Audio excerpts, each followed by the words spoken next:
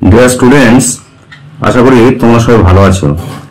আমার এই ইউটিউব চ্যানেলে তোমাদের সকলকে স্বাগত জানাই। সামনেই তোমাদের মাধ্যমিক পরীক্ষা। আজ আমি মাধ্যমিকের জীবন বিজ্ঞান সাজেশন সম্পর্কে তোমাদের জানাবো। তোমাদের জীবন বিজ্ঞান পরীক্ষায় যে চ্যাপ্টার বা অধ্যায় থেকে সবচেয়ে বেশি নম্বর থাকে সেটি হলো পরিবেশ, তার সম্পদ এবং তাদের সংরক্ষণ। এই অধ্যায় থেকে তোমাদের মোট 24 নম্বর থাকে। 3টি এমসিকিউ, 5টি অতি সংক্ষিপ্ত উত্তরভিত্তিক প্রশ্ন, 3টি 2 নম্বরের প্রশ্ন ও 2টি 5 নম্বরের প্রশ্ন। এখন আমি তোমাদের জানাবো যে 3টি 2 নম্বরের প্রশ্ন ও 2টি 5 নম্বরের প্রশ্ন সম্পর্কে। আমার এই ভিডিওটি দেখলে এই 16 নম্বর তোমরা খুব সহজেই তুলতে পারবে। এর আগের ভিডিওতে আমি তোমাদের মাধ্যমিকের অন্যান্য বিষয় যেমন ইংরাজি, অঙ্ক, প্রকৃতি বিজ্ঞান, ভূগোল ইত্যাদির সাজেশন বিষয়ে আলোচনা করেছি। ডেসক্রিপশন বক্সে ডাউনলোডের লিঙ্ক দেওয়া আছে, তোমরা চাইলে সেগুলি ডাউনলোড করতে পারবে। এখন আসা যাক তোমাদের জীবন বিজ্ঞান সাজেশন নিয়ে। 2 নম্বর প্রশ্নের প্রথম যে প্রশ্নটি আছে সেটি হলো বিশ্ব উষ্ণায়ন বা গ্লোবাল ওয়ার্মিং এর ফলে জীববৈচিত্র্যের যে ক্ষতি হচ্ছে তার 4টি উদাহরণ দাও।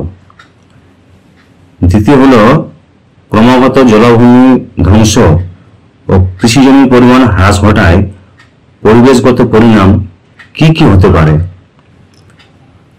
তৃতীয় নম্বরে আছে গ্রিনহাউস গ্যাস, এসপিএম, কৃষিক্ষেত্রে ব্যবহৃত রাসায়নিক সার ও অভঙ্গুর রাসায়নিক কীটনাশক দূষকগুলির ক্ষতিকারক প্রভাব লেখো। নম্বর 4 আছে জীববৈচিত্র্য সংরক্ষণে জেএফএম অর্থাৎ জয়েন্ট ফরেস্ট ম্যানেজমেন্ট ও পিবিআর এর একটি করে ভূমিকা লেখো। নম্বর 5 আছে অ্যাজমা অর্থাৎ হাঁপানি, এই রোগের পরিবেশগত কারণ কি কি হতে পারে। 6 নম্বর তোমাদের রয়েছে চোরা শিকার ভারতের প্রাণী বৈচিত্র্যের বিপন্নতার একটি প্রধান কারণ। এই চোরা শিকারের 4টি কারণ লেখো।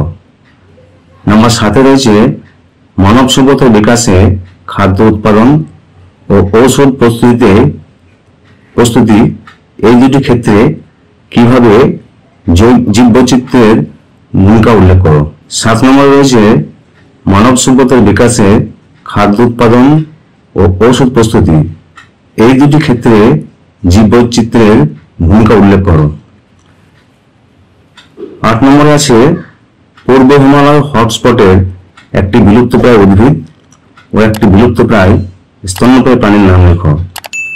9 নম্বর তোমাদের রয়েছে মেরু ভল্লুক, গঙ্গা নদীর শুশুক, পেঙ্গুইন ও স্কর্পগন্ধার বিপন্নতার কারণগুলি কি কি উল্লেখ করো।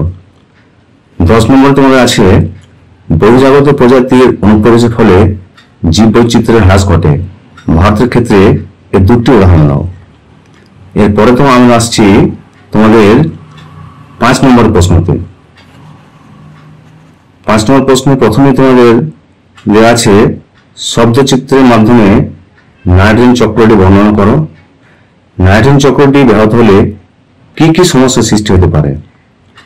তারপরে প্রশ্ন রয়েছে 2টি অঞ্চলের মধ্যে একটিকে জীববৈচিত্র্য বা হটস্পট বলে ঘোষণা করতে চাইলে কি কি শর্ত তুমি বিবেচনা করবে। তার সঙ্গে আছে এক্স সিটি সংরক্ষণের 2টি উদাহরণ দাও। তারপরের প্রশ্নে আসি 3 নম্বরে হয়েছে তোমাদের সুন্দরবনের 3টি পরিবেশগত সমস্যা ও তাদের ফলাফল বিশ্লেষণ করো। 4 নম্বরে রয়েছে জীববৈচিত্র্য কি কি কারণে হ্রাস পায় তার সঠিক উদাহরণ সাহায্যে নির্ধারণ করো। 5 নম্বর বড় প্রশ্নে রয়েছে মানুষের লাগাম ছাড়া অনেক কাজই পরিবেশ দূষিত করে, এর সপক্ষে 3টি উদাহরণ দাও। পশ্চিমবঙ্গে অবস্থিত একটি ন্যাশনাল পার্ক ও একটি বায়োস্ফিয়ার রিজার্ভের উদাহরণ দাও। 6 নম্বরে রয়েছে তোমাদের ভারতবর্ষের বিভিন্ন শহরে ক্রমবর্ধমান জনসংখ্যা ভূগর্ভস্থ জলের সংকট তৈরি করেছে, যুক্তিসহ ব্যাখ্যা করো।